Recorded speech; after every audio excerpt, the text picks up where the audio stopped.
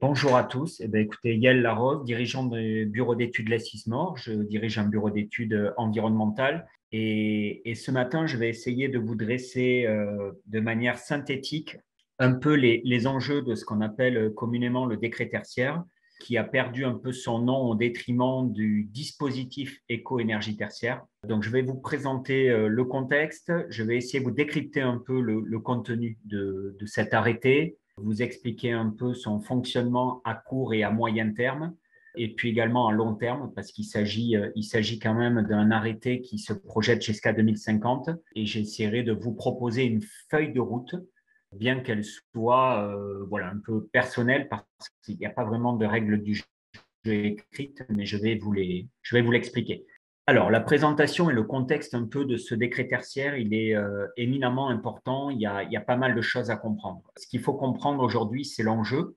On part d'une problématique carbone que l'on retrouve communément aujourd'hui dans plein de discours politiques, dans des intentions, dans des réglementations. La situation, c'est ça. C'est qu'aujourd'hui, en 2019-2020, chaque Français consomme à peu près 10 tonnes de CO2 par personne, réparties sur différents secteurs d'activité, la voiture, la viande, vous le voyez, enfin la nourriture, le logement et la dépense publique, qui n'est pas à négliger. Donc ça, c'est la photographie carbone d'un Français moyen. À l'horizon 2050, l'enjeu de tout ça, c'est de tomber autour de 2 tonnes de CO2 par personne. Donc, on voit que la marge et la marche surtout est extrêmement importante. Face à ce constat, ce qui s'est dessiné aujourd'hui, donc notamment depuis la COP 21 en 2015, décliné à l'échelle nationale, pour enclencher une neutralité carbone. Donc, on voit cette courbe descendante là, à compter de 2020 pour aller vers 2050, c'est-à-dire à zéro émission de gaz à effet de serre sur l'ensemble des secteurs. Donc, aujourd'hui, on est ici, là, on est au-delà de 2020, on est en 2022.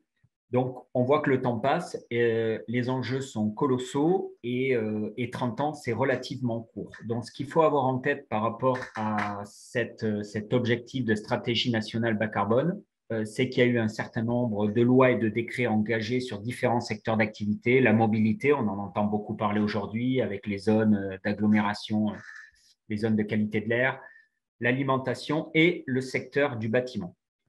Pour le secteur du bâtiment, court terme, là, ce qui est arrivé, on a eu plusieurs points d'entrée relativement importants.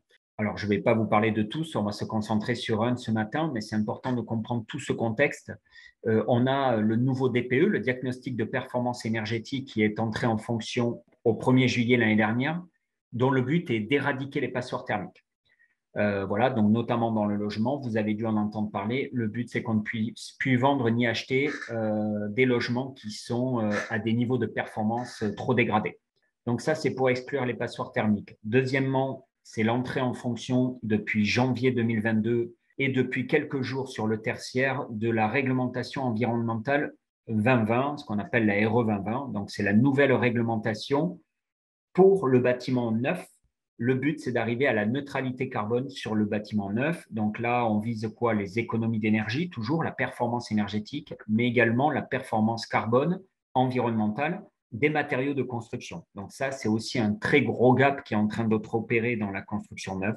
Et enfin, et c'est ce qui nous amène aujourd'hui à l'ordre du jour, le dispositif éco-énergie tertiaire, dont l'applicabilité commence le 30 septembre 2022. Le but, c'est de massifier la rénovation énergétique sur le secteur tertiaire. Donc, c'est engagé à l'horizon de 2050, je vais vous l'expliquer, une rénovation massive du parc tertiaire en France. Donc, ça, c'est le contexte. Si on zoome un peu plus sur ce décret tertiaire, enfin ce dispositif éco-énergie tertiaire, c'est quelque chose qui est dans les tuyaux de longue date, en fait, qui a trouvé ses origines dans la loi Elan. Puis, il y a eu un premier décret qui est apparu en juillet 2019, qu'on a appelé à l'époque le décret tertiaire, c'est de là d'où vient le nom. Ce décret a été complété par un certain nombre d'arrêtés, donc en avril 2020, en novembre 2020, il y en a eu plus récemment en avril 2022 et il y en a un dernier qui est attendu à la fin de l'année.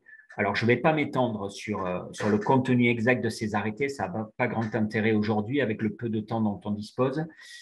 Ce qu'il faut comprendre, c'est que c'est un décret qui est massif et donc qui est en perpétuelle évolution, puisqu'aujourd'hui, c'est extrêmement difficile d'écrire des arrêtés, c'est-à-dire des règles du jeu d'un projet qui s'inscrit jusqu'à 2050 sur 30 ans.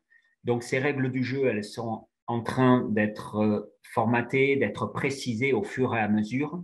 Donc, il faut bien prendre cet arrêté comme quelque chose d'important qui s'est bien structuré, qui va encore se structurer dans le temps. C'est pour ça que je n'aurai probablement pas les réponses à toutes vos questions, je m'en excuse, mais que c'est des choses aussi qui sont assez évolutives et il y a pas mal de marge de manœuvre, de choses un peu souples là-dedans et c'est ça que je vais essayer de vous faire toucher du doigt. Les enjeux de cet arrêté, ben, il est assez simple. On touche ce qu'on appelle communément le secteur tertiaire, on va en avoir un peu plus une définition juste derrière.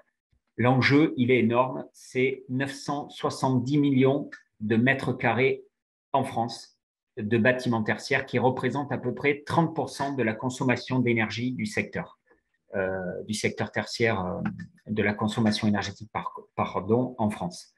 970 millions de mètres carrés, donc autant dire que ça touche quasiment tout le monde, que ce soit privé ou public. Je vais rentrer un peu dans le détail du dispositif. Donc, la vision globale qu'il faut avoir. Ce dispositif, il concerne, je l'ai dit, tout le tertiaire. Il concerne toutes les énergies, toutes les parties prenantes concernées, c'est-à-dire on ne travaille plus que sur le chauffage ou l'éclairage, on regarde tout. Voilà, les prises de courant, le chauffage, la ventilation, l'éclairage, l'eau chaude, etc. Tout ce que vous délivrez à ce qu'on appelle le point de livraison, c'est-à-dire le compteur gaz, le compteur d'électricité, c'est-à-dire ce que vous fournissent les fournisseurs d'énergie. Ce qui est nouveau, je l'ai dit, c'est de faire une projection des objectifs jusqu'en 2050. Donc, on est sur une stratégie d'objectifs de résultats et non plus de moyens. C'est ça qui est un peu nouveau pour tout le monde. On va le voir. On se moque un peu de comment vous faites pour y arriver. Ce qui est important dans cette stratégie nationale bas carbone, c'est qu'en 2050, vous ayez fait le nécessaire pour être à la neutralité carbone et donc à ces objectifs d'économie d'énergie. À vous de définir les moyens. Donc, ce qui est plutôt intéressant, mais ce qui est plutôt aussi déstabilisant, contrairement à aujourd'hui où on vous obligeait à faire des diagnostics énergétiques, on vous obligeait à faire des études spécifiques, là, ce qui importe, c'est le résultat. Et tout ça est soutenu, on va en parler à la fin, par une plateforme qu'on appelle Opérat, qui est une plateforme, un observatoire gouvernemental.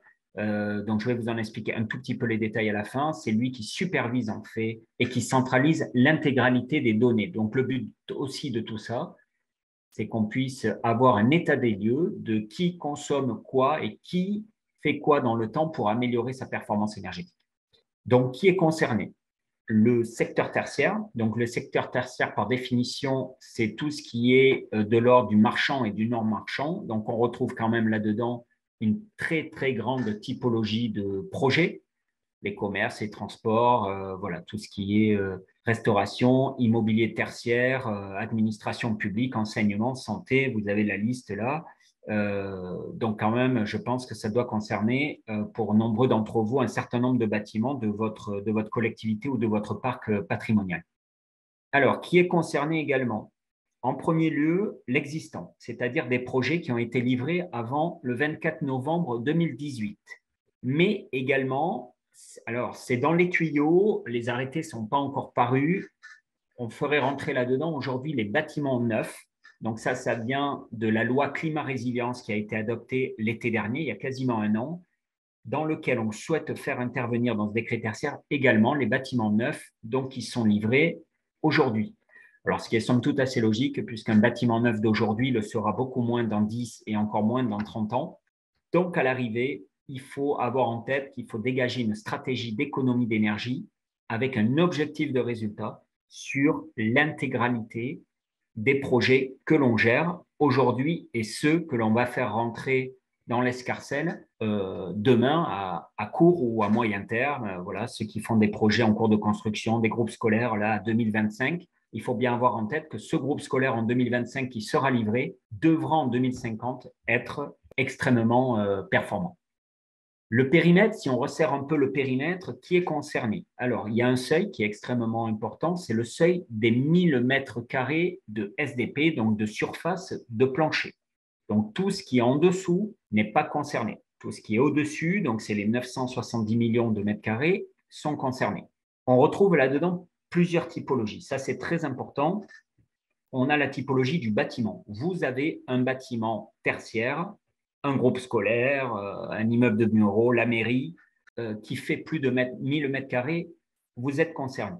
Tout ou partie d'un bâtiment à usage mixte hébergeant des activités tertiaires et dont le cumul est supérieur à 1000 mètres carrés. C'est-à-dire, vous avez la mairie dans un bâtiment où il y a de l'hébergement.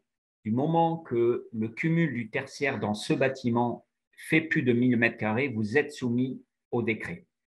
Et ensuite, c'est l'unité foncière. Donc, c'est la somme des surfaces de bâtiments d'une seule unité foncière. Donc, vous avez un grand site, une grosse unité foncière dans lequel vous avez la mairie, l'école, le gymnase. Si la somme de ces surfaces sur la même unité dépasse 1000 mètres carrés, vous êtes soumis au décret.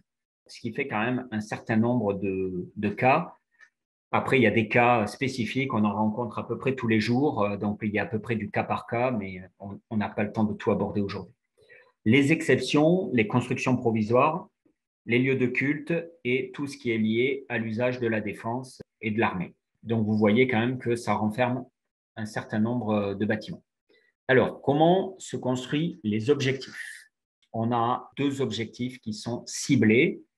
On va avoir ce qu'on appelle le CRELAT, la consommation relative ou la consommation absolue. C'est-à-dire qu'aujourd'hui, vous avez deux stratégies possibles en tant que maître d'ouvrage pour engager cette consommation par seuil de 10 ans par rapport à une année de référence. Donc, cette année de référence, elle doit être construite, on va en reparler, c'est elle qui doit être construite aujourd'hui, là, en 2022. Donc, vous prenez la moins bonne année à partir de 2010 jusqu'à 2022.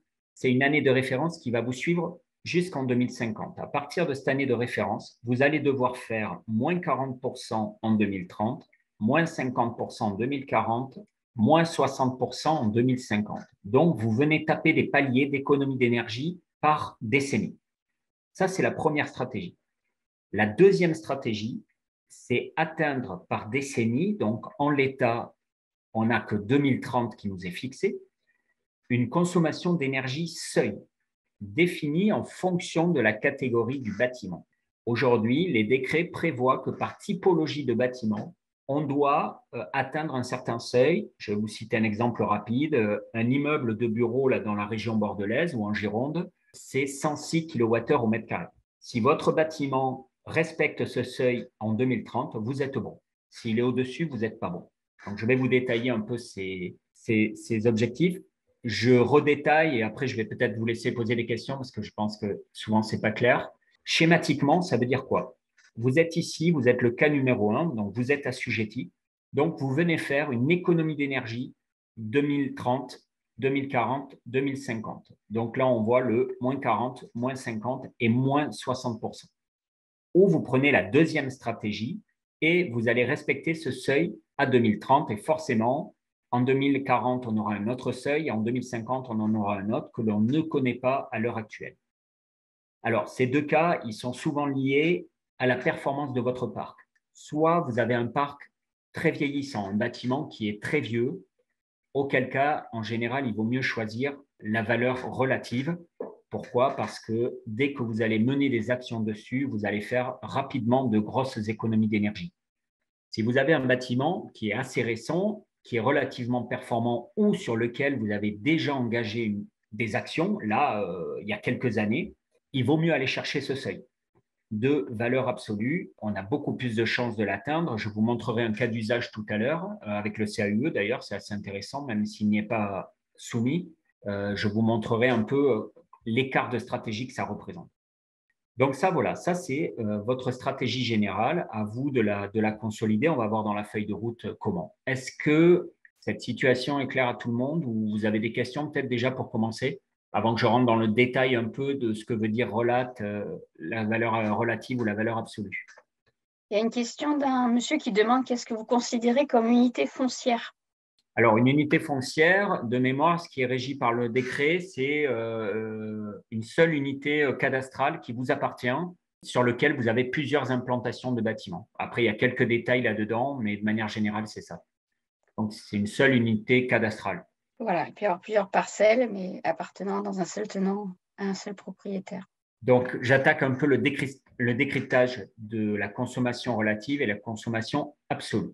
Donc, la consommation relative, elle s'appuie donc sur le premier arrêté du 10 avril 2020. Il est important d'avoir ces arrêtés en tête parce que quand même, il y en a un certain nombre, donc c'est bien de pouvoir ultérieurement s'y référer. Donc, je l'ai dit, consommation de référence en kilowattheures par mètre carré.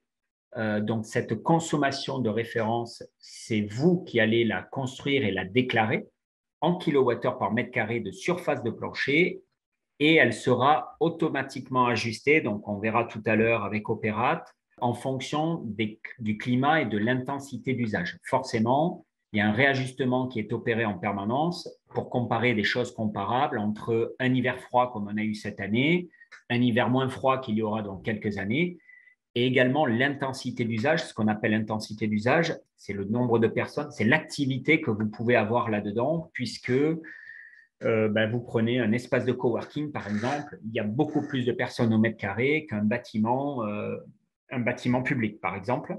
Donc, il y a moyen de jouer sur certains leviers.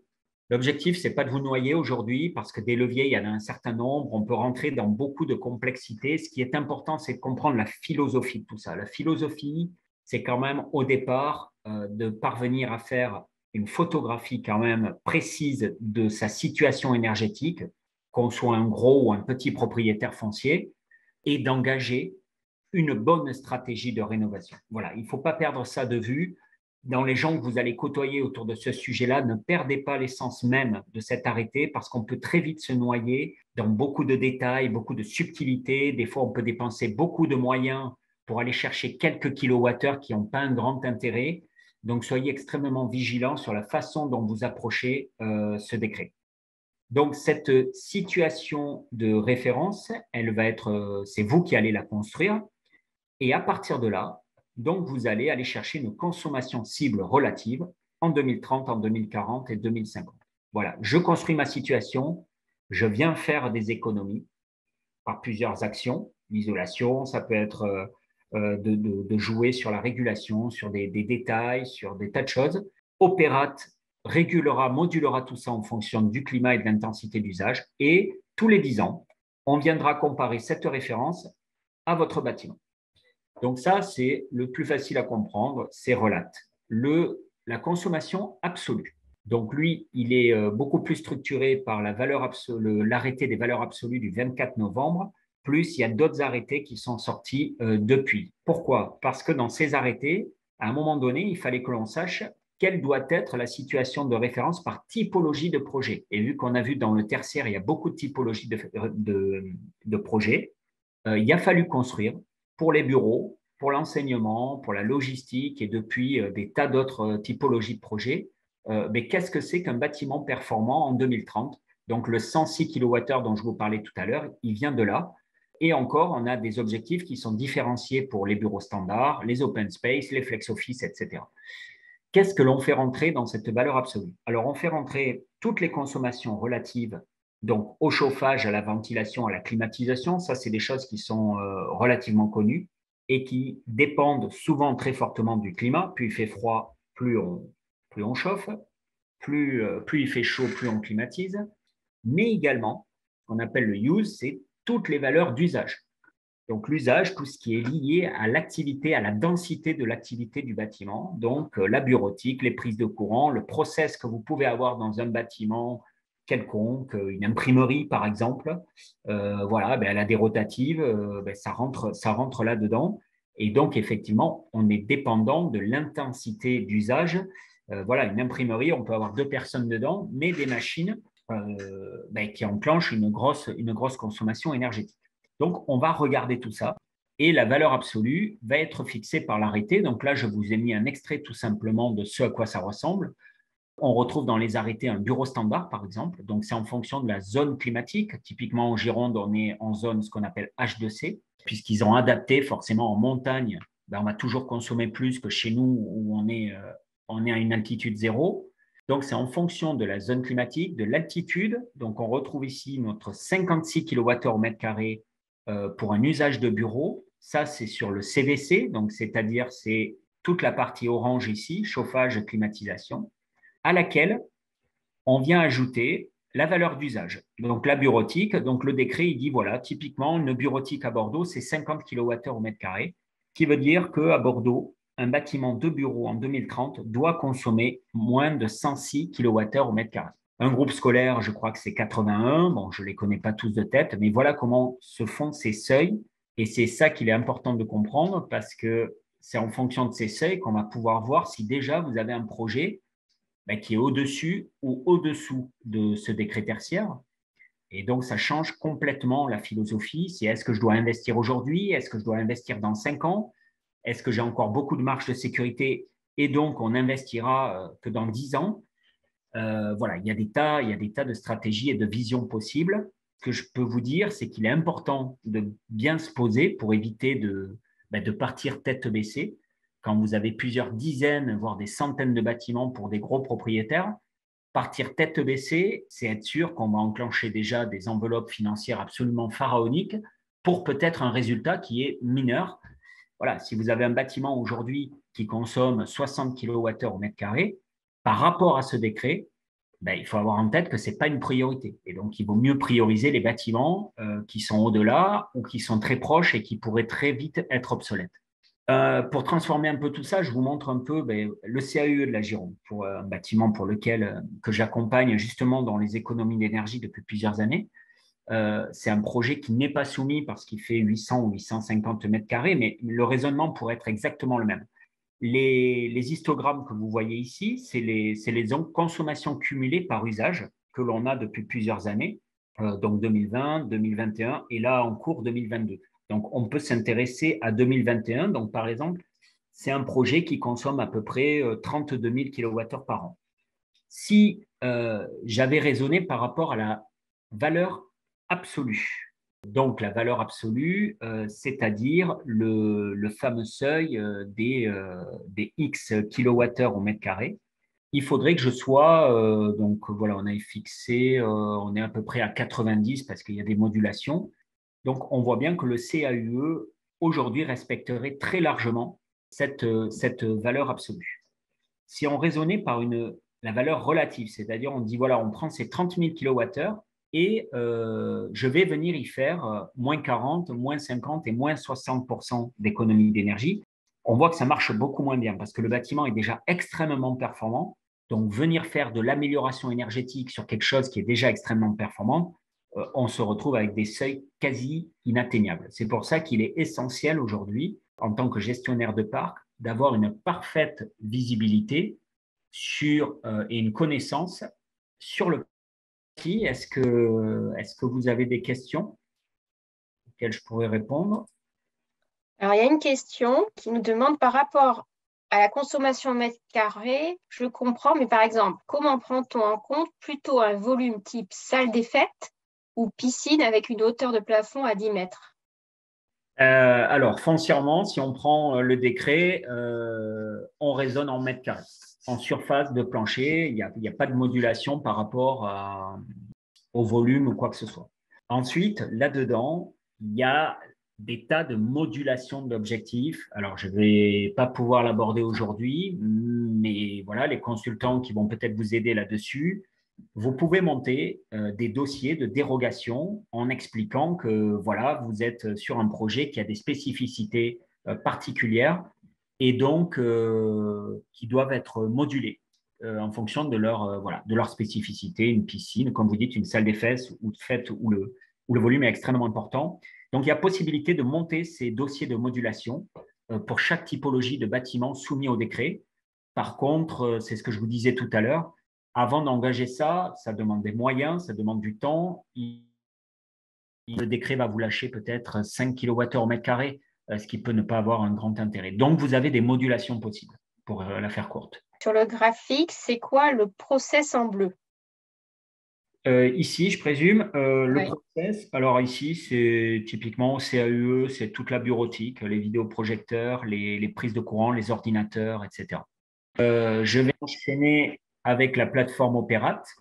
Donc, une fois que voilà, on a compris sa situation énergétique, on a essayé de définir un peu sa stratégie, la plateforme Opérate. Donc, c'est une plateforme de suivi et de mobilisation de la filière, donc qui est active aujourd'hui, sur lequel il y a déjà des foires aux questions. Elle est ouverte, on peut créer son compte en tant que propriétaire ou responsable de foncier, comme les collectivités. Donc, cette plateforme Opérate, c'est à travers elle que tout va se passer. Pourquoi? Parce que là, on vous demande de rendre des comptes. On vous demande de dire qui vous êtes, de quel foncier vous êtes propriétaire et combien vous consommez aujourd'hui et combien vous allez consommer demain. Donc, les différents points d'entrée importants de cette plateforme Opérate, donc c'est la saisie de vos données patrimoniales, qui vous êtes et voilà, vous avez combien de mètres carrés, quelle typologie. Deuxièmement, c'est de définir la situation de référence.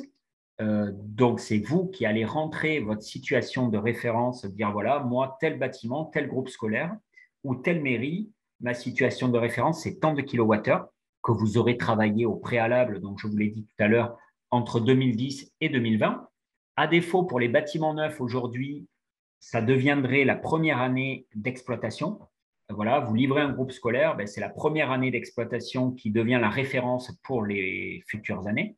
Donc là, attention, il y a des sujets qui se dégagent sur est-ce que je surconsomme la première année pour faire rapidement des économies d'énergie derrière. Bon, ça, je pense que ce n'est pas foncièrement la bonne chose. Par contre, en tant que maître d'ouvrage public, ça veut dire aujourd'hui que pour vous, quand vous passez une nouvelle commande de bâtiment public, une mairie, une salle de fête, une école, vous avez tout intérêt à beaucoup mieux structurer vos exigences dans votre cahier des charges, ce qu'on appelle le programme, pour être beaucoup plus précis vis-à-vis des maîtrises d'œuvre, des archis, des bureaux d'études qui vont vous fabriquer le bâtiment. Il faut que vous sachiez leur dire, voilà, moi j'ai besoin d'une salle des fêtes qui consomme tant de kilowattheures par mètre carré, parce que derrière, j'ai un décret tertiaire à compléter. Et c'est également sur Opérate que vous allez définir toute l'intensité d'usage, c'est-à-dire, donc ça c'est facultatif, c'est ce que je disais tout à l'heure, vous avez un certain nombre comme ça de leviers sur lesquels vous pouvez agir, mais vous pouvez le faire. Voilà, j'ai un bâtiment qui est extrêmement occupé aujourd'hui, donc ça me pénalise. Voilà, vous prenez un espace de coworking, c'est le parfait exemple. J'ai une personne tous les 7 mètres carrés, c'est extrêmement pénalisant pour mes consommations. Je pense que c'est un levier pour demain. Donc, je viens l'indiquer sur la plateforme. Je viens indiquer que j'ai une très grosse occupation parce que dans les années à venir, si cette occupation baisse, eh bien, vous savez venir peser le gap que ça représente. Troisièmement, donc, le cas échéant, justification des éléments qui permettent de moduler ces objectifs. Il faut bien avoir en tête que on vous demande des comptes. Donc, autant la situation de référence, vous devez être capable de la prouver par les factures énergétiques, par les relevés de compteurs énergétiques, autant également, vous devez justifier voilà, que vous avez une piscine qui est complexe, qu'on ne peut pas raisonner au mètre carré, mais en volume, que vous avez une imprimerie dans laquelle il y a une intensité d'usage qui est forte.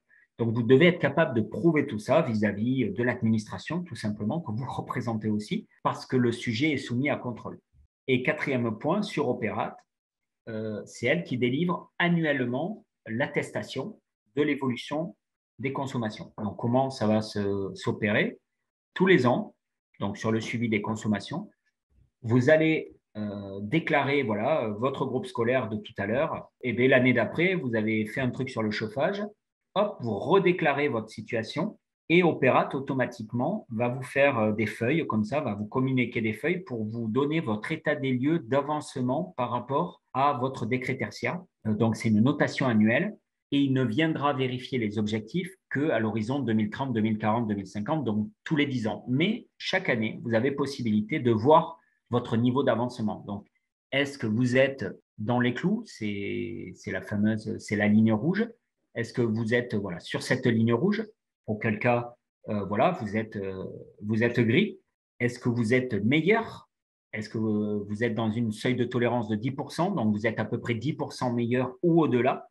auquel cas vous allez commencer à enclencher des feuilles vertes ou plusieurs feuilles d'ailleurs, ou alors vous n'êtes pas du tout dans les clous, donc ça veut dire que vous n'avez rien fait, le temps passe, vous n'avez rien fait, et là Opérat va vous envoyer un bilan annuel en vous disant attention, vous n'êtes pas dans les clous, il va falloir vous y mettre sérieusement.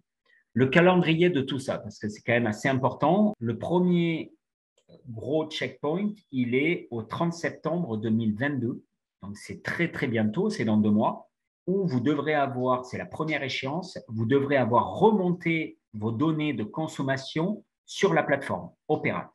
Donc vous devrez avoir déclaré votre patrimoine, vos consommations de référence, donc avoir complété votre statut au 30 septembre en disant voilà, moi, mairie Intel, voilà ma surface foncière, voilà combien elle consomme au 30 septembre. Ensuite, la prochaine grosse échéance, elle sera à 2027, donc 5 ans après. Vous avez 5 ans en fait pour définir votre plan d'action. Voilà, je ne suis pas bon, je surconsomme. Donc, vous avez 5 ans pour définir ce plan d'action et éventuellement, du coup, déclencher ces fameuses modulations d'objectifs. Et la dernière échéance, excusez-moi, là, il y a eu 2 pastilles répétées 2 fois. Prochaine grosse deadline, c'est fin 2031. On vient vérifier combien vous consommez. Donc, en 2031, est-ce que vous êtes meilleur qu'au 30 septembre 2022? Et si oui, dans quel ordre de grandeur? Et il y a, alors je ne les ai pas mis parce que c'est plutôt anecdotique aujourd'hui, il y a des pénalités financières. Il y a plusieurs leviers aujourd'hui. Donc, ce n'est pas très, très clair aujourd'hui dans les textes. Il y a des pénalités financières. Donc, vous ne respectez pas, je peux vous pénaliser financièrement. Bon, il ne faut pas se mentir, les pénalités financières restent somme toute assez anecdotiques. C'est pour ça qu'il ne faut pas absolument pas voir ce texte comme je vais être rattrapé par la patrouille, mais vraiment comme une ambition d'engager une réduction d'économie d'énergie. Et ensuite, il y a une exposition. On pourra voir si vous avez fait le job ou pas et combien vous consommez. Alors ça peut être intéressant notamment pour le privé. Voilà, le privé qui est dans un modèle de marché, qui vend, qui achète. Ça peut être intéressant parce qu'un propriétaire foncier qui voudra vendre un immeuble en 2030 ou en 2040, s'il n'a rien fait, on pourra avoir accès à la base de données et voir que c'est une passoire thermique, que ce bâtiment n'a jamais été entretenu, ce qui risque de changer un peu les règles du jeu du marché libéral immobilier tel qu'on le connaît aujourd'hui, où les investisseurs vont devoir se pencher sur non plus acheter un bien immobilier, mais acheter un bien immobilier avec une certaine performance pour le revendre. C'est ce qui se passe aujourd'hui sur le logement, hein. Vous n'avez plus le droit de vendre un logement qui est une passoire thermique, c'est interdit. Eh bien, ce décret tertiaire va foncièrement amener probablement une modulation du marché pour aller vers ce genre de choses. Bon, ça, c'est des pures prospectives que je fais, mais il ne faut pas se mentir, les textes sont là pour se durcir dans le temps. Juste, Yael, il y a une question. Il y a quelqu'un qui demande, est-ce qu'on distingue, alors je pense que c'est pour la plateforme, on distingue l'unité foncière ou bâtiment par bâtiment d'une unité foncière pour le calcul là, des références? Alors, c'est vous qui allez déclarer. Par exemple, je vais vous citer un exemple. Voilà, moi, je travaille, par exemple, je mène un travail là, de décret tertiaire pour un propriétaire foncier privé qui a 90 bâtiments. Lui, il a plusieurs stratégies. On travaille justement, on est à cette étape. Soit il fait la somme des 90 bâtiments et il déclare une seule entité qui consomme, je ne sais pas, 10 millions de kilowattheures et on va travailler à partir de ça à faire des économies. Soit on déclare les 90 entités, les 90 bâtiments, où lui aussi il a des entités foncières là-dedans, c'est-à-dire des ensembles de bâtiments sur un site. C'est vous qui déclarez ce que vous avez envie de déclarer en fonction de votre stratégie. La stratégie, c'est quoi? C'est quand même être, somme toute, le plus malin pour éviter de se retrouver dans l'embarras le plus rapidement possible. On est au mois de juillet, vous voyez bien que les dates sont très serrées. Donc, qu'est-ce qui est le plus intelligent de faire? On va en parler là sur la feuille de route. C'est ça aujourd'hui qu'il faut mener au lieu de partir tête baissée. C'est comment je m'y prends pour déclarer le meilleur bâtiment, la meilleure unité foncière, les meilleurs usages aujourd'hui pour éviter d'être embêté à très court terme. Attends, il y a une question. Oui. Qui, de par sa fonction, sera référent Opérat? Le propriétaire. Le propriétaire, d'accord. Ouais, le propriétaire, alors pour les collectivités, Voilà, pour les collectivités, c'est ce qui est demandé. Est-ce que c'est l'élu ou l'agent qui sera référent? je ne sais pas vous répondre en l'état. Je ne sais pas. C'est une très bonne question. Qui est le responsable? Je pense que l'agent peut être la personne qui déclare, mais le responsable reste probablement le maire, par exemple. Mm. Là-dessus, sur le site Opérate, il y a un ensemble de ce qu'on appelle le foire aux questions qui est régulièrement enrichi. Pourquoi? Parce que on se retrouve confronté à des tas et des tas de sujets, donc il ne faut pas hésiter à poser des questions ou à parcourir cette foire aux questions sur le site Opérate. Beaucoup de réponses. Alors, encore une question. Quid de la notion financière? Outre les subventions, rappelons que les finances des collectivités rurales sont exsangues. Nous n'avons pas encore purgé tous les dossiers d'accessibilité. Donc, c'est pas vraiment une question, c'est plutôt une remarque. Ouais, Il y a déjà le dossier accessibilité et que maintenant, forcément, je n'ai pas la réponse. voilà, pas non plus. Oui, vous avez raison. Alors, j'ai pas la réponse. J'ai pas la réponse. Les élus et les élus au-dessus de vous les ont encore plus probablement que moi.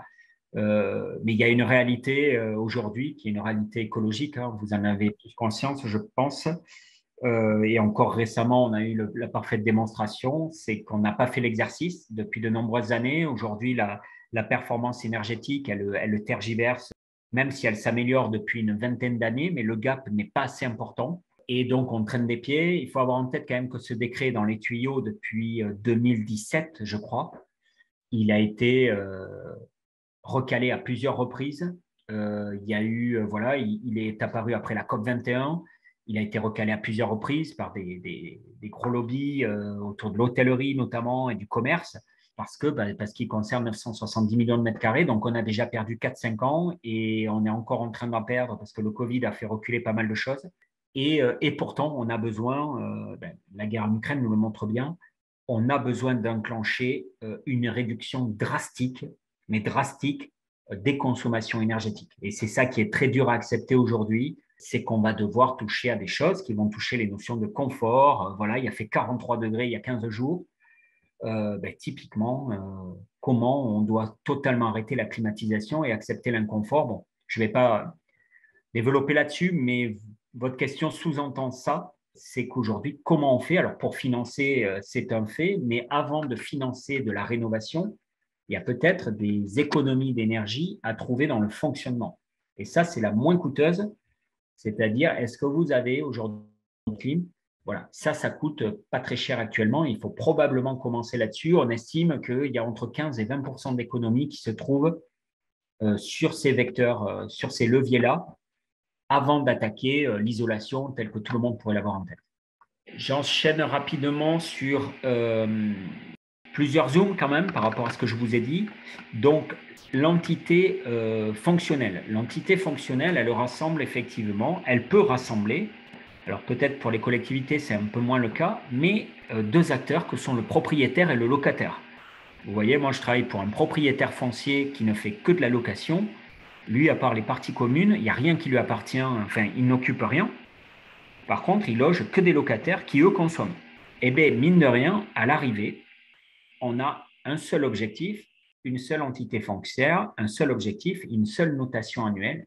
C'est là où ça devient un peu compliqué, c'est qu'aujourd'hui, on doit mettre dans la responsabilité et dans la NAS de ces économies d'énergie des locataires qui aujourd'hui, à part payer de la facture énergétique, sont totalement désintéressés pour faire des économies d'énergie. Donc ça, il ne faut pas se mentir. Comment s'enclenchent les discussions entre propriétaires et locataires aujourd'hui? Le décret est absolument pas précis là-dessus. Comment moi je sens les choses personnellement? Je pense qu'il y a une phase aujourd'hui, avant d'arriver dans des phases de dur qui peuvent être des éléments contractuels ou juridiques, il y a une vraie phase de sensibilisation. Voilà, vous êtes locataire chez moi, je vous informe que vous êtes quand même soumis au décret tertiaire, mine de rien, parce que vous entrez dans le cadre du décret tertiaire. Donc, j'ai besoin de vous pour faire des économies d'énergie. Après, quelles sont les économies d'énergie qui sont liées au propriétaire parce qu'il a un immeuble ou un bâtiment qui est très dégradé et celles qui sont liées au locataire parce qu'il a décidé de chauffer à 26 degrés, de climatiser à 23, eh bien, il y a beaucoup de pédagogie, beaucoup d'informations à avoir. Moi, là, dans le cadre de mon projet, le propriétaire a démarché l'intégralité de ses, je crois, 280 ou 250 locataires pour les informer de leur responsabilité par rapport à ça. Donc, lui a décidé de prendre en charge voilà, le décret tertiaire. On est en train de faire un état des lieux exhaustif de tout son parc immobilier, de combien consomme chaque locataire. Après, il va y avoir une phase d'information vis-à-vis des locataires. Voilà, locataire 1, vous consommez tant. Comment vous pouvez, vous, à votre échelle, nous aider? Donc, il va y avoir beaucoup de pédagogie avant peut-être de basculer dans une phase un peu plus contractuelle de bail. Voilà, dans le bail, aujourd'hui, vous logez chez moi, donc vous devez consommer peu de consommation d'énergie ou tel seuil. Voilà, il peut y avoir des tas de choses qui peuvent s'écrire. Les assujettis peuvent mutualiser les résultats à l'échelle de tout ou partie de leur patrimoine. C'est un peu ce que je vous expliquais oralement tout à l'heure en répondant à une question. Tout ou partie, vous avez plusieurs entités, donc plusieurs bâtiments sur une seule parcelle cadastrale. Vous pouvez travailler soit à l'échelle du bâtiment, de plusieurs bâtiments. À l'arrivée, vous avez un patrimoine, donc vous pouvez mutualiser. Ça peut valoir le coup de mutualiser. Un autre exemple, j'ai travaillé à la structuration du décret tertiaire pour le département de la Gironde qui a 250 000 m², je ne sais plus combien, 150 ou 180 bâtiments. Il y avait un intérêt majeur à mutualiser parce qu'ils avaient sorti beaucoup de projets récents très performants qui tiraient tout le monde vers le bas. Et donc, les meilleurs projets compensaient les moins bons. En tout cas, ce qu'on s'est aperçu, ça que c'était fortement valable au-delà de 2030.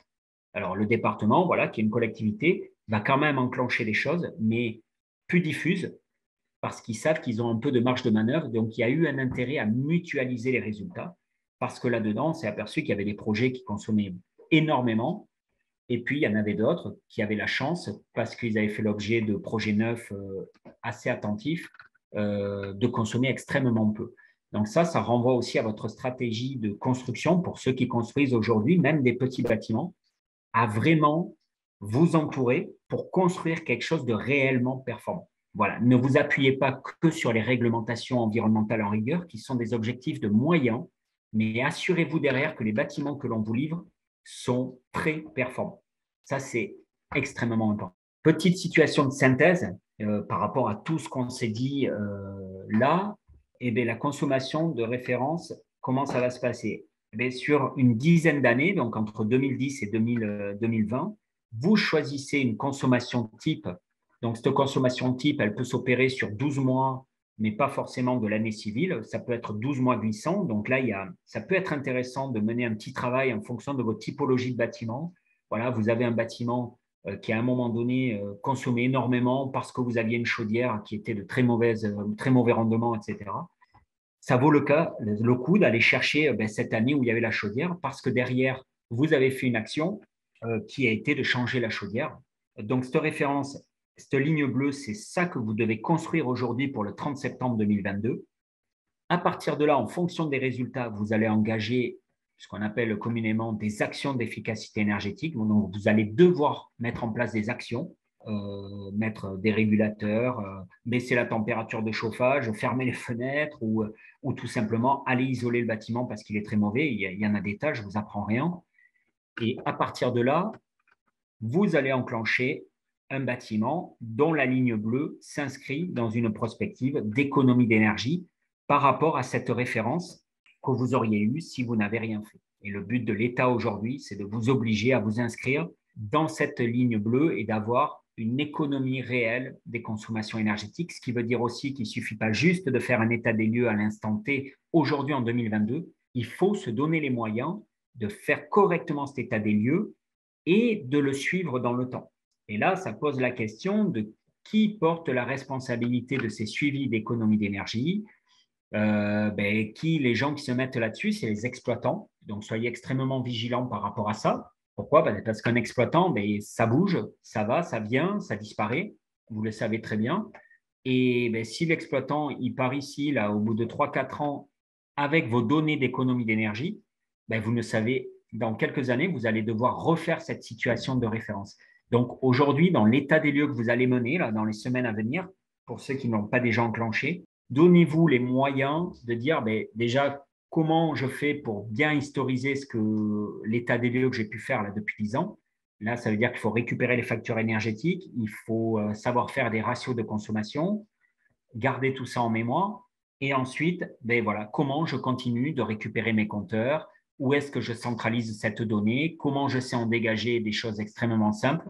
Et moi, le conseil que je peux vous amener, c'est rester propriétaire de vos données, de vos économies d'énergie. Ça veut dire que ça ne vous interdit pas de travailler avec des gens. Voilà, moi, je le fais actuellement pour des propriétaires, comme je vous le disais, mais la donnée lui appartient. Donc, moi, je lui structure la donnée, je lui facilite le travail parce qu'à un moment donné, il faut avoir une vision de technicien, mais tout reste chez lui. Il a absolument toutes les données d'entrée de toutes ses consommations de bâtiments qu'il peut donner à un autre prestataire ultérieurement s'il travaille et il ne repartira pas à zéro dans les années à venir. Toutes les consommations sont concernées. Donc, en énergie finale, c'est celle des compteurs.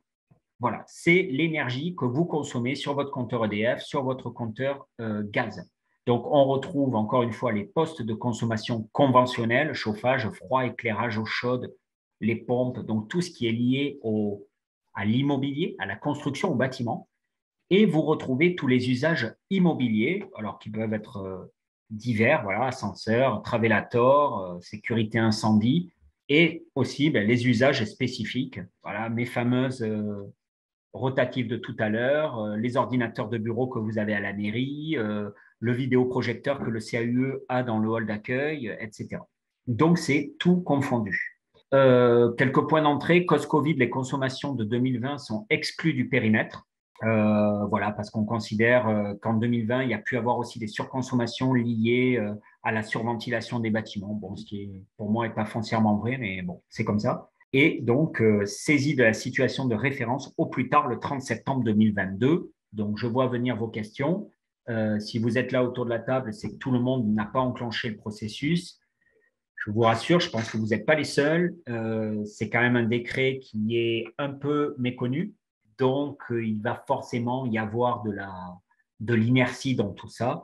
Mais je vous engage quand même à entaquer rapidement votre processus parce que ça prend du temps.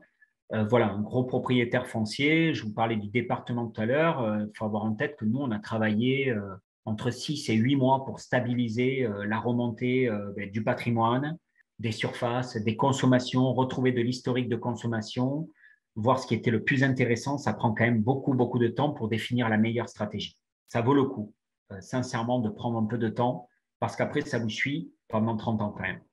Et dernier élément, je crois, voilà, la modulation des objectifs dont je vous parlais tout à l'heure.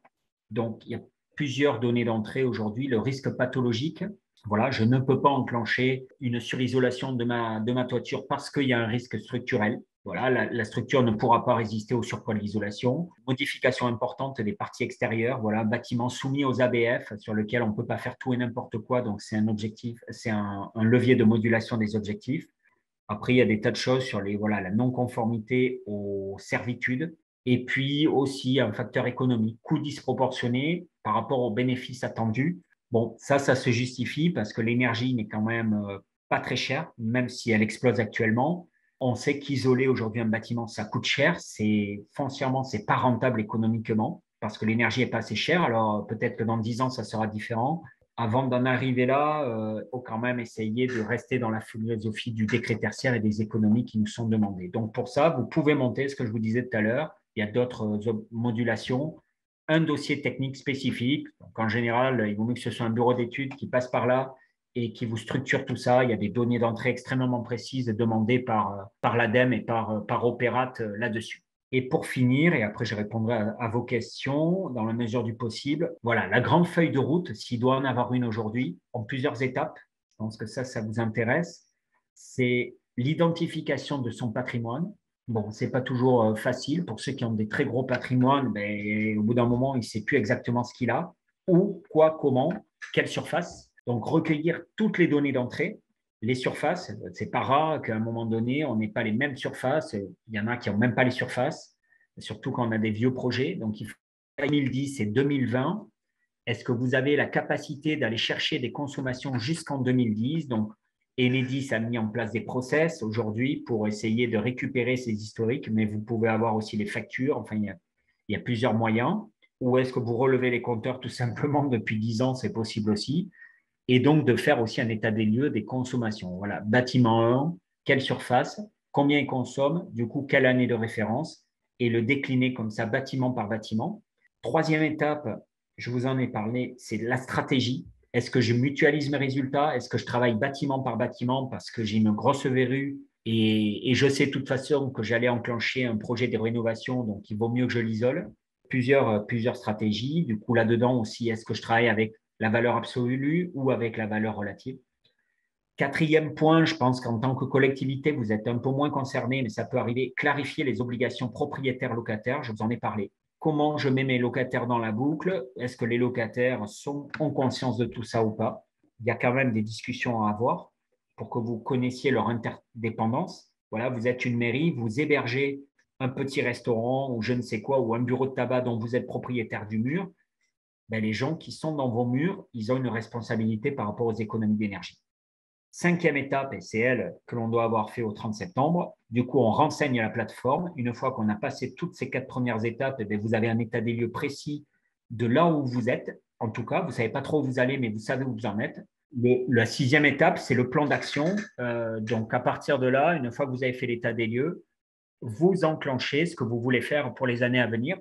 Et ce que je disais, c'est est-ce qu'aujourd'hui, vous aviez déjà des projets dans les tuyaux sur lesquels vous pensiez déjà faire des économies d'énergie et du coup, peut-être qu'il faut renforcer vos cahiers des charges? Est-ce que vous avez des projets en cours, une construction en cours et auquel cas s'assurer qu'elle est bien compatible avec ce qu'on vous demandera en 2030? Ou alors se projeter plus loin et définir votre plan d'action sur les 10 ou les 20 prochaines années. Et pour finir et reboucler avec la question de tout à l'heure, les 4 premières étapes, elles sont extrêmement importantes parce que c'est elles qui vous permettent de savoir si vous allez devoir investir à court, à moyen ou à plus long terme. Et donc là, ça touche ce que vous disiez tout à l'heure, le problème de vos budgets, le problème des aides, des subventions sur lesquelles là, je ne suis pas en mesure de vous aider. Sincèrement, il n'y a pas d'aide associée au respect du décret tertiaire aujourd'hui. Après, voilà, vous êtes des collectivités, vous avez plusieurs leviers financiers. Voilà, j'en ai fini pour essayer de répondre à vos questions, pour qu'on puisse échanger.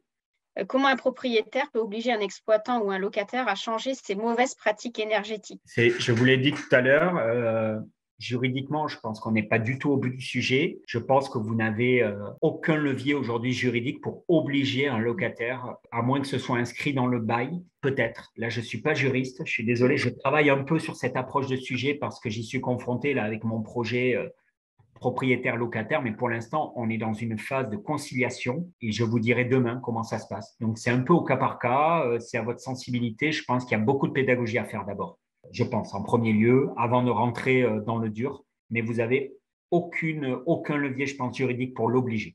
Pourquoi la consommation augmente sans action de l'entreprise, la ligne rouge? Non, c'était beaucoup après, tu sais, un modèle de encore après. Pointillé rouge, ça, somme toute, c'est les projets aujourd'hui. Aujourd'hui, quand on construit, même un projet neuf, il ne faut pas se mentir, on est plutôt en France dans une phase corrective, c'est-à-dire qu'on attend que tout soit délabré pour faire des travaux et enclencher des économies d'énergie. Donc, en général, ça, c'est la courbe que suivent les bâtiments en France quand on a fini de les construire. Eh bien, on ne s'en occupe pas. Et le jour où ça tombe en panne, hop, on commence à faire des petits travaux pour essayer de les récupérer. La ligne bleue, donc ça, c'est voilà, c'est le mode de fonctionnement aujourd'hui. Voilà, les exploitants, ils ont un peu de contrôle, mais en général, ils viennent quand la chaudière tombe en panne et que tout le monde gueule parce qu'il n'y a pas le chauffage.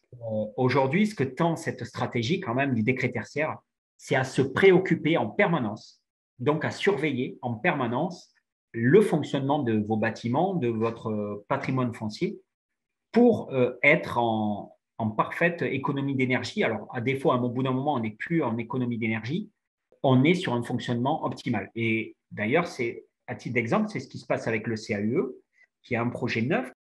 Exactement, c'est comme ça qu'on travaille. Le bâtiment, il n'est pas arrivé à 30 000 kWh par an tout seul, ce qui fait à peu près, pour vous donner un ordre d'idée, 35 kWh par mètre carré. Il y est arrivé parce que dès le départ, on a enclenché un processus de compréhension du bâtiment et ensuite on le surveille. Donc ce bâtiment, on le surveille et dès qu'il dérive, on essaie de comprendre pourquoi et on rectifie. Voilà, on arrive à voir des choses avant que ça tombe en panne ou alors dès que ça tombe en panne, on mène des actions correctives immédiatement et c'est comme ça qu'on arrive à maintenir ce bâtiment autour de 35 kWh au mètre carré.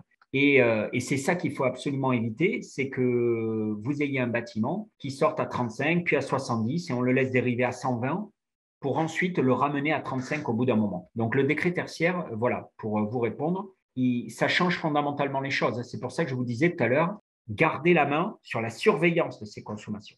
Parce que si vous vous contentez juste de dire, je sais pas, vous allez avoir des tas de propositions, on va vous installer un automate qui fait des super automatismes, ce n'est pas parce que vous l'avez installé que vous êtes sur la ligne bleue. Il faut s'assurer que vous l'avez bien installé, qu'on vous l'a bien installé et que vous ne partez pas dans la ligne rouge, par contre. Sinon, vous aurez investi pour, dans 10 ans, vous retrouver ici et on va vous dire, mais attendez, ce que vous avez fait, ça ne tient pas la route. Il y a d'autres questions peut-être? Oui, il y a d'autres questions. Donc, il y a une personne qui a fait faire un audit par l'ALEC sur son parc, notamment sur sa salle des fêtes, mais elle trouve que le rapport n'est pas très précis et comment aller au-delà en termes de conseils. Voilà, il y a plusieurs visions là-dedans. Vous abordez un sujet qui est extrêmement important, c'est je lance un audit. Un audit vous dit quoi? Un audit, il vous dit à peu près comment est le bâtiment. Est-ce qu'il est plus ou moins isolé? Est-ce que les installations sont plus ou moins conformes? C'est des choses qu'on connaît depuis 15 ans et depuis 15 ans, on vous dit à peu près les mêmes choses. On vous dit que si vous isolez les murs, vous allez faire des économies d'énergie. Bon, il n'y a pas besoin d'être thermicien pour ça. Par contre, ce que vous dit pas un audit, et il ne le travaille pas de manière assez précise, c'est combien consomme précisément le bâtiment, dans la mesure du possible, où passent ses consommations. Bon, vous faites un audit, on va vous dire, le CAUE, il consomme 35 kWh au mètre carré. Oui, mais où passe l'énergie? J'en passe 40% dans le chauffage. Typiquement, j'aurais beau surisoler le CAUE, j'irai pas plus loin. C'est important d'avoir ces rapports d'échelle entre les couleurs. Donc, vous avez raison, souvent les audits sont peu exhaustifs, ils vous amènent à des recommandations très généralistes. Moi, je défends plutôt une stratégie, c'est pour ça que la data, la donnée de consommation est extrêmement importante et notamment le sous-comptage aussi.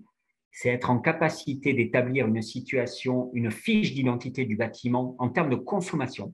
Combien consomme le bâtiment? Où passe l'énergie? Et je vous donne mon propriétaire foncier, c'est exactement ce qui s'est passé. Il avait commencé à engager des audits. Il allait engager des audits sur plus de 100 bâtiments. Et chaque audit allait à peu près lui dire la même chose puisqu'il a un parc à peu près vieillissant. Nous, on l'a attaqué par l'autre côté. On est allé absorber toute la donnée de consommation. J'ai encore visité aucun bâtiment. Par contre, en quelques mois, on est en capacité de dessiner une photographie de tout son patrimoine et on est en train de voir surtout qu'il y a des bâtiments, il y a un rapport de 1 à 50 dans les consommations des bâtiments. Là où l'audit vous aurait dit, ces deux bâtiments, ils sont pourris, l'analyse des consommations va nous amener à dire, bon, ils sont pourris, mais il y en a un qui est supra-prioritaire sur l'autre. Et ça change considérablement la donne parce que là où mon maître d'ouvrage aurait dû investir en même temps sur deux bâtiments, on est en train de voir qu'il y a une urgence absolue d'investir sur le premier, mais que l'autre, on va pouvoir attendre quelques années parce qu'en plus, il a des programmes immobiliers, etc. Donc, on va pouvoir le réenclencher dans une logique un peu différente. Alors ça, je vous donne là, c'est un peu difficile, une vision de bureau d'études. Tout le monde n'a pas la même, donc je ne peux pas critiquer ce que font mes petits confrères. Mais de manière générale, les audits, ça marche peu parce que si ça marchait, on le saurait. Ça fait à peu près 20 ans qu'on en fait. Et si ça marchait bien, on n'en serait pas là aujourd'hui déjà. Et on aurait déjà fait beaucoup d'économies d'énergie. Moi, je vous conseille de l'aborder par la data, par la donnée de consommation. Ça veut dire mettre le nez dans les factures ou alors, voilà, vous mandatez des bureaux d'études qui travaillent avec vos données de consommation, mettre plus de compteurs sur les bâtiments et les suivre. Et là, j'en reviens à ce que je disais tout à l'heure. Équipez-vous de moyens pour suivre vos consommations, les suivre par poste. Ça, c'est l'idéal. Quand on arrive à savoir que voilà, l'eau chaude pèse 1% des consommations, c'est négligeable. On n'a aucun intérêt à se préoccuper de l'eau chaude. Et je pense que vous serez très surpris en fonction des typologies de bâtiments. Vous pouvez vous retrouver très surpris de là où passent les consommations. Et justement, il y a une question par rapport à ça, par rapport au compteur. Comment faire quand plusieurs bâtiments, mais un seul compteur? Alors là, il y a des règles qui sont un peu prévues de prorata. Voilà, là sur la foire aux questions dont je vous parlais tout à l'heure, un seul compteur, par exemple, qui héberge un logement de gardien pour X raisons, et le logement n'est pas soumis au décret tertiaire. Il y a un peu des règles mathématiques, voilà. Alors c'est toujours pareil, c'est un peu déclaratif, hein. Vous consommez 100 000 kWh, si vous dites que votre logement du gardien, il en consomme 60 000, alors que ça pèse 3% de la surface, à un moment, vous pouvez le faire. À un moment donné, vous risquez de vous faire rattraper par la patrouille. On va vous dire, écoutez, vous avez déclaré des choses incohérentes. Donc, soit vous équipez. Donc, par exemple, ce logement de gardien, vous mettez un compteur pour, sur quelques mois, savoir combien il consomme. Mais là, on voit bien que si vous posez cette question, vous n'avez pas enclenché le processus et vous n'avez plus le temps. soit vous faites une approche. Voilà, un logement, on sait que c'est 100 kWh au mètre carré, donc voilà, fois X mètres carrés, vous le déduisez de vos consommations tertiaires. Vous avez le droit de travailler comme ça. Pour le CAE, pourra-t-il vous épauler? Ben, en fait, c'est un peu la démarche d'aujourd'hui. Si la démarche d'aujourd'hui, c'est d'être dans l'explication, sachant que le CAE ne peut pas se substituer à un bureau d'études. Donc, on peut effectivement vous conseiller, vous réexpliquer ce qui vient d'être présenté par Yael, mais on ne peut pas, par exemple, Yael propose là de faire intervenir un bureau d'études pour vérifier les consommations, vérifier les compteurs. Ça, c'est pas dans les missions du CAE. Voilà, donc n'hésitez quand même pas à nous contacter pour au moins avoir les informations générales. Moi, là où je peux vous alerter, c'est soyez effectivement vigilants sur les prestataires qui vous accompagnent parce que, voilà, faites-vous clairement expliquer les choses parce que vous êtes sur un processus qui va durer 30 ans. Donc, si vous bâclez un peu trop le travail ou si vous ne prenez pas des gens sérieux, vous allez vous retrouver voilà, en 2030, vous êtes reparti pour refaire à peu près le même travail que vous aurez opéré là. Ça vaut le coup de passer un peu de temps, quitte à mettre des moyens internes pour bien comprendre comment structurer tout ça et répondre à ce décret, au moins pour le 30 septembre et les histoires de déclaration. Il n'y a pas d'autres questions. Je propose de clore la séance.